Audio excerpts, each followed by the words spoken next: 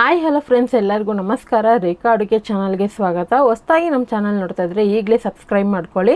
ಬನ್ನಿ, ಇವತ್ತು ನಾನು ಒಂದು ವೆರೈಟಿಯಾಗಿ ಡಿಫ್ರೆಂಟಾಗಿ ಅವರೆಕಾಳಿಂದ ತರಕಾರಿ ಗೊಜ್ಜು ಮಾಡೋದು ತೋರಿಸ್ಕೊಡ್ತೀನಿ. ನೀವು ಕಾಳು ಗೊಜ್ಜು ಅಥವಾ ತರಕಾರಿ ಗೊಜ್ಜು ಕೇಳಿರ್ತೀರಾ, ಟ್ರೈ ಕೂಡ ಮಾಡಿರ್ತೀರಾ. ಈ ಥರ ಅವರೆಕಾಯಿ ಸೀಸನಲ್ಲಿ ಕೂಡ ಈ ರೆಸಿಪಿನ ಟ್ರೈ ಮಾಡಿ ನೋಡಿ. ಇದೊಂದು ನಾನು ತುಂಬಾ ಇಷ್ಟವಾದಂಥ ರೆಸಿಪಿ ಅಂತಲೇ ಹೇಳ್ಬೋದು. ಅದರಲ್ಲೂ ಇದು ಪೂರಿಗೂ ಚಪಾತಿಗೆ ವೆರೈಟಿ ರೈಸ್ಗೆಲ್ಲ ಸೂಪರ್ ಆಗಿರುತ್ತೆ. ಖಂಡಿತ ನೀವು ಒಂದ್ಸರಿ ಮಾಡಿದ್ರೆ ಮತ್ತೆ ಮತ್ತೆ ಮಾಡ್ತಾ ಇರ್ತೀರಾ. ಈ ರೆಸಿಪಿ ಇಷ್ಟ ಆಯ್ತು ಅಂದರೆ ಒಂದು ಲೈಕ್ ಮಾಡಿ, ಶೇರ್ ಮಾಡಿ, ಕಮೆಂಟ್ ಮಾಡಿ. ಬನ್ನಿ ಇವಾಗ ಯಾವ ರೀತಿ ಮಾಡೋದಂತ ನೋಡ್ಕೊಬರೋಣ. ಇಲ್ಲಿ ನಾನು ಸುಮಾರು ಒಂದು 4-5 ಥರ ತರಕಾರಿ ತೊಗೊಂಡಿದ್ದೀನಿ. ಬದನೆಕಾಯಿ, ಹೂಕೋಸು, ಆಲೂಗಡ್ಡೆ, ಮತ್ತು ಬೀನ್ಸು, ಕ್ಯಾರೆಟು, ನೋಕೋಲು, ಆಲೂಗಡ್ಡೆ ಇದೆಲ್ಲ ಹಾಕಿ ಇಟ್ಕೊಂಡಿದ್ದೀನಿ. ಸುಮಾರು ಒಂದು ಅರ್ಧ kg ಆಗೋಷ್ಟು ತರಕಾರಿ ಇಟ್ಕೊಂಡಿದ್ದೀನಿ. ಅದ್ರ ಜೊತೆಗೆ ಒಂದು 350 ಗ್ರಾಮ್ ಆಗೋಷ್ಟು ಇದಕ್ಕಿನ ಬೇಳೆ ನಿಮಗೆ ಮಾಡೋದಕ್ಕೆ ಗೊತ್ತಿಲ್ಲ ಅಂದರೆ ನಾರ್ಮಲ್ ಸಿಪ್ಪೆ ಇರುವಂಥ ಅವರೆಕಾಳು ಕೂಡ ಹಾಕೊಬೋದು. ಈಗ ನೋಡಿ, ಕುಕ್ಕರಲ್ಲಿ ಮಾಡಿ ತೋರಿಸ್ಕೊಡ್ತಾ ಇದ್ದೀನಿ. ಕುಕ್ಕರಿಗೆ ಒಂದು 4 ಟೇಬಲ್ ಸ್ಪೂನ್ ಎಣ್ಣೆ ಮತ್ತು ಚಿಕ್ಕದಾಗಿ ಕಟ್ ಮಾಡಿರುವಂಥ ಈರುಳ್ಳಿ 2 ಸ್ಲೈಸ್ ಆಗಿ, ಕರಿಬೇವಿನ ಸೊಪ್ಪು ಮತ್ತು ಮಿಕ್ಸ್ ತರಕಾರಿ ಹಾಕಿ ಮಾಡಿದ್ರೆ ನಿಮಗೆ ಆ ಟೇಸ್ಟ್ ಅನ್ನೋದು ಒರಿಜಿನಲ್ ಆಗಿ ಒಂದು ನಾಟಿ ಸ್ಟೈಲಲ್ಲಿ ಸಿಗುತ್ತೆ. ಸೊ ತುಂಬಾ ಚೆನ್ನಾಗಿರುತ್ತೆ. ಈ ಥರ ಮಿಕ್ಸ್ ತರಕಾರಿ ತಂದಾಗ ಮಾಡಿ ನೋಡಿ. ನಿಮಗೆ ಇದಕ್ಕಿನ ಬೇಳೆ ಅವರೆಕಾಳು ಏನೂ ಸಿಕ್ಕಿಲ್ಲ ಅಂದರೆ ಕಡಲೆಕಾಳು, ಕಾಬೂಲ್ ಕಡಲೆ, ಬಟಾಣಿ ಅದೆಲ್ಲ ಹಾಕಿ ಕೂಡ ಮಾಡ್ಕೊಬೋದು, ಅಥವಾ ಬೇರೆ ತರಕಾರಿಯಲ್ಲಿ ಕೂಡ ಮಾಡ್ಕೊಬೋದು. ಈಗ ಇದಕ್ಕಿನ ಬೇಳೆ ಹಾಕಿದ ಮೇಲೆ ರುಚಿಗೆ ತಕ್ಕಷ್ಟು ಉಪ್ಪು ಹಾಕ್ಕೊತಾ ಇದ್ದೀನಿ. ಇದನ್ನೆಲ್ಲ ಹಾಕ್ಕೊಂಡು ಚೆನ್ನಾಗಿ ಮಿಕ್ಸ್ ಮಾಡ್ಕೊಳ್ಳೋಣ. ಈ ಥರ ಉಪ್ಪು ಹಾಕಿ ಮಾಡೋದ್ರಿಂದ ತರಕಾರಿಯಲ್ಲಿರುವಂಥ ನೀರಿನ ಅಂಶ ಬಿಡುತ್ತೆ. ಇದರಲ್ಲೇ ಒಂದು 2 ನಿಮಿಷ ಫ್ರೈ ಮಾಡ್ಕೋಬೇಕಾಗುತ್ತೆ. ಹಾಗೆ ಇದಕ್ಕೆ ಒಂದು ಅರ್ಧ ಟೀ ಸ್ಪೂನ್ ಅರಿಶಿನ ಪುಡಿನೂ, ಒಂದು ಸ್ವಲ್ಪ ಖಾರದ ಪುಡಿ ಹಾಕ್ಕೊತೀನಿ. ಯಾಕಂದರೆ ಈ ಮಸಾಲೆಗೆ ಹಸಿಮೆಣ್ಸಿನ್ಕಾಯಿ ಹಾಕಿದ್ರೇ ಚೆನ್ನಾಗಿರುತ್ತೆ ಟೇಸ್ಟು.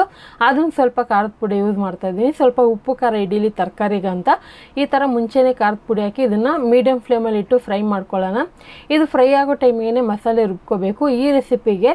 ಸೊ ಹಸಿ ಮಸಾಲೆ ರುಬ್ಬಿದ್ರೇ ನಿಮಗೆ ಆ ಟೇಸ್ಟ್ ಸಿಗುತ್ತೆ. ಕೆಲವ್ರಿಗೆ ಇಷ್ಟ ಆಗೋದಿಲ್ಲ ಅಂದರೆ ಮಸಾಲೆನೆಲ್ಲ ಹುರಿದ್ಬಿಟ್ಟು ಕೂಡ ನೀವು ರುಬ್ಕೋಬೋದು. ಇಲ್ಲಿ ನಾನೊಂದು ಮಿಕ್ಸಿ ಜಾರಿಗೆ ಒಂದು ಅರ್ಧ ಕಪ್ ಆಗೋಷ್ಟು ತೆಂಗಿನಕಾಯಿ ತುರಿ ಹಾಕ್ಕೊತಾ ಇದ್ದೀನಿ. ಹಾಗೆ ಇದಕ್ಕೆ ಸೋಂಕಾಳು ಮತ್ತು ಹುರ್ಗಡ್ಲೆ ಹಾಕ್ಕೊತಾ ಇದ್ದೀನಿ. 1 ಟೀ ಸ್ಪೂನ್ ಸೋಂಕಾಳು, ಒಂದು 2 ಟೇಬಲ್ ಸ್ಪೂನ್ ಹುರ್ಗಡ್ಲೆ. ಹಾಗೆ ಗರಂ ಮಸಾಲ 1 ಟೀ ಸ್ಪೂನ್ ಹಾಕ್ಕೊತಾ ಇದ್ದೀನಿ.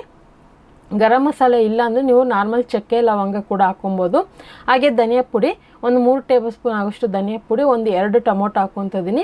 ನಿಮಗೆ ಗ್ರೇವಿ ಜಾಸ್ತಿ ಬೇಕಂದರೆ ಟೊಮೊಟೊ ಜಾಸ್ತಿ ಕೂಡ ಹಾಕ್ಕೊಬೋದು. ಹಾಗೆ ಇಲ್ಲಿ ಒಂದು ಈರುಳ್ಳಿ, 1 ಇಂಚು ಶುಂಠಿ, 1 ಗೆಡ್ಡೆ ಬೆಳ್ಳುಳ್ಳಿ, ಒಂದು 5-6 ಹಸಿರು ಮೆಣಸಿನ್ಕಾಯಿ ಹಾಕ್ಕೊತಾ ಇದ್ದೀನಿ. ಮೈನು ಹಸಿರು ಮೆಣಸಿನ್ಕಾಯಿ, ಕೊತ್ತಂಬರಿ ಸ್ವಲ್ಪ ಮಸಾಲೆ ಗ್ರೀನ್ ಕಲರಲ್ಲಿ ಇರಬೇಕು. ಕೊತ್ತಂಬರಿ ಸೊಪ್ಪು ನನ್ನ ಕೈಯಲ್ತೆನಲ್ಲಿ 1 ಹಿಡಿ ಆಗೋಷ್ಟು ಹಾಕ್ಕೊತಾ ಇದ್ದೀನಿ. ಕಪ್ಪಲ್ತಲ್ಲಿ ಅಂದರೆ ಒಂದು ಅರ್ಧ ಕಪ್ ಆಗೋಷ್ಟು ಕೊತ್ತಂಬರಿ ಸೊಪ್ಪು. ಈಗ ಇದಕ್ಕೆ ಸ್ವಲ್ಪ ನೀರು ಹಾಕಿ ಇದನ್ನು ಮಸಾಲೆ ರುಬ್ಕೊಂಬರ್ತೀನಿ. ಈ ಮಸಾಲೆನ ಸ್ವಲ್ಪ ತರ್ತರಿಯಾಗಿ ರುಬ್ಬಿದ್ರೆ ಚೆನ್ನಾಗಿರುತ್ತೆ. ತುಂಬ ಕ್ರೀಮಿ ಆಗಲ್ಲ, ಸ್ವಲ್ಪ ತರ್ತರಿ ಇದ್ದರೆ ಚೆನ್ನಾಗಿರುತ್ತೆ. ಈಗ ರುಬ್ಬಿದಾಯಿತು. ಈ ಕಡೆ ತರಕಾರಿಯಲ್ಲೂ ಕೂಡ ನೀರು ಬಿಟ್ಕೊಂಡಿದೆ, ನೀವೇ ನೋಡ್ತಾ ಇರ್ಬೋದು. ಈ ಥರ ಇದನ್ನು ಮೀಡಿಯಮ್ ಫ್ಲೇಮಲ್ಲಿ ಇಟ್ಟು ಫ್ರೈ ಮಾಡೋದ್ರಿಂದ ನಮಗೆ ಈಸಿಯಾಗಿ ಆ ತರಕಾರಿ ಅನ್ನೋದು ಹಾಗೆ ನಮಗೆ ಕುಕ್ಕರಲ್ಲಿ ಬೆಂದರೂ ಕೂಡ ತುಂಬ ಮೆತ್ತಗಾಗ್ದಿರ ಸಾಫ್ಟಾಗಿ ಹಾಗೆ ಚೆನ್ನಾಗಿರುತ್ತೆ. ಈಗ ರುಬ್ಬಿರೋಂಥ ಮಸಾಲೆ ಹಾಕ್ಕೊತಾ ಇದ್ದೀನಿ. ಮತ್ತು ಆ ಮಿಕ್ಸಿ ಜಾರಲ್ಲಿ ಉಳ್ಕೊಂಡಿರುತ್ತಲ್ಲ, ಆ ಮಸಾಲೆ ವೇಸ್ಟ್ ಮಾಡೋಕ್ಕೋಗಬೇಡಿ. ಅದಕ್ಕೂ ಒಂದು ಅರ್ಧ ಕಪ್ ಆಗೋಷ್ಟು ನೀರು ಹಾಕ್ಕೊಂಡು ಅದನ್ನು ಹಾಕ್ಕೋಬೇಕಾಗುತ್ತೆ. ಹಾಕ್ಕೊಂಡು ಇದನ್ನು ಒಂದು ಸಾರಿ ಮಿಕ್ಸ್ ಮಾಡ್ಕೊಳ್ಳೋಣ. ಇದೊಂದು ಸ್ವಲ್ಪ ಹಸಿ ವಾಸನೆ ಹೋಗೋವರೆಗೆ ಇದನ್ನು ಒಂದು 2-3 ನಿಮಿಷ ಫ್ರೈ ಮಾಡ್ಕೋಬೇಕಾಗುತ್ತೆ. ನೋಡ್ತಾ ಇರ್ಬೋದು, ಕಲರ್ ಈ ಥರ ಒಂದು ಮೈಲ್ಡ್ ಕಲರಲ್ಲಿರಬೇಕು. ತುಂಬ ಡಾರ್ಕ್ ಗ್ರೀನ್ ಥರನೂ ಇರಬಾರ್ದು, ಒಂದು ಸ್ವಲ್ಪ ಡಾರ್ಕ್ ಎಲ್ಲೋ ಥರನೂ ಇರಬಾರ್ದು. ಹಂಗಾಗಿ ನಾನು ಖಾರದ ಪುಡಿ ಕಡಿಮೆ ಹಾಕ್ಕೊಂಡಿರೋದು. ಇದನ್ನು ಒಂದು 2-3 ನಿಮಿಷ ಫ್ರೈ ಮಾಡ್ಕೊಳ್ಳೋಣ. ಅವಾಗವಾಗ ಸೌಟಿಂದ ತಿರುಗಿಸ್ಕೊಡಿ, ಯಾಕಂದರೆ ಹುರ್ಗಡ್ಲೆ ಹಾಕಿರೋದ್ರಿಂದ ತಲೆ ಹಿಡಿಯೋ ಚಾನ್ಸಸ್ ಇರುತ್ತೆ. ನನಗಂತೂ ಈ ಥರ ತರಕಾರಿ ಹಾಕಿ ಮಾಡಿರೋವಂಥ ರೆಸಿಪಿಗಳಿಷ್ಟ. ಅದರಲ್ಲೂ ಮಿಕ್ಸ್ ತರಕಾರಿ ಅಂದರೆ ನನಗೆ ತುಂಬಾ ಇಷ್ಟ. ಒಂದು ಸ್ವಲ್ಪ ಉಪ್ಪು ಕಡಿಮೆ ಅನಿಸ್ತು. ಈ ಥರ ನಾವು ಗೊಜ್ಜು ಮಾಡಿದಾಗ ನೀರು ಬಂದ್ಬಿಟ್ಟು ಕಡಿಮೆನೇ ಹಾಕ್ಕೋಬೇಕು. ಯಾಕಂದರೆ ಅದರಲ್ಲಿ ಕೆಲವೊಂದು ನೀರಿನಂಶ ಇರುವಂಥ ತರಕಾರಿ ಹಾಕಿರ್ತೀರಿ.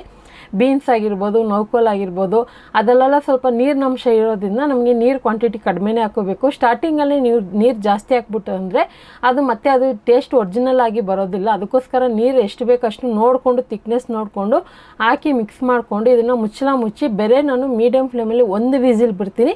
1 ವಿಸಿಲ್ ಬಿಟ್ಟು ಗ್ಯಾಸ್ ರಿಲೀಸ್ ಆದಮೇಲೆ ಓಪನ್ ಮಾಡ್ತೀನಿ. ಯಾಕಂದರೆ 2-3 ವಿಸಿಲ್ ಬಿಟ್ಟರೆ ಅಲ್ಲಿ ತರಕಾರಿ ಅನ್ನೋದು ಕಾಣಿಸೋದಿಲ್ಲ, ಮತ್ತು ನಮ್ಗೆ ಬೇಕಾಗಿರೋಂಥ ಗ್ರೇವಿ ತಿಕ್ನೆಸ್ಸು ಇರೋದಿಲ್ಲ, ಟೇಸ್ಟ್ ಇರೋದಿಲ್ಲ. ಅದಕ್ಕೆ ಮೀಡಿಯಮ್ ಫ್ಲೇಮಲ್ಲಿ 1 ವಿಸಿಲ್ ಬಿಟ್ಟರೆ ನೋಡ್ತಾ ಇರ್ಬೋದು, ಕಾಳು ಹಂಗೆ ಇರುತ್ತೆ, ಬೆಂದಿರುತ್ತೆ, ತರಕಾರಿನೂ ಹಂಗೆ ಇರುತ್ತೆ, ಬೆಂದಿರುತ್ತೆ. ಆ ಥರ ಇರಬೇಕು. ಆವಾಗೆ ನಮಗೆ ಊಟದ ಜೊತೆ ನೆಂಚ್ಕೊಳಕ್ಕೆ ಒಂದು ಸೂಪರ್ ಆಗಿರುವಂಥ ಟೇಸ್ಟಿಯಾಗಿರುವಂಥ ಅವರೆಕಾಳು ಗೊಜ್ಜು ರೆಡಿ ಆಗುತ್ತೆ. ಇದನ್ನು ನೀವು ವೆರೈಟಿ ಆಫ್ ರೈಸು ಕೂಡ ತೊಗೋಬೋದು, ಅಥವಾ ರೋಟಿ, ಚಪಾತಿ, ದೋಸೆಗೆ, ಪೂರಿಗಂತೂ ಸೂಪರ್ ಆಗಿರುತ್ತೆ. ಈ ರೆಸಿಪಿ ನೀವು ಯಾವತ್ತೂ ಮನೇಲಿ ಟ್ರೈ ಮಾಡಿಲ್ಲ ಅಂದರೆ ಒಂದ್ಸರಿ ಟ್ರೈ ಮಾಡಿ ನೋಡಿ. ನಿಮ್ಗೆ ಯಾವ ಥರ ಬಂತು ಅಂತ ಕಮೆಂಟ್ ಮೂಲಕ ತಿಳಿಸಿ.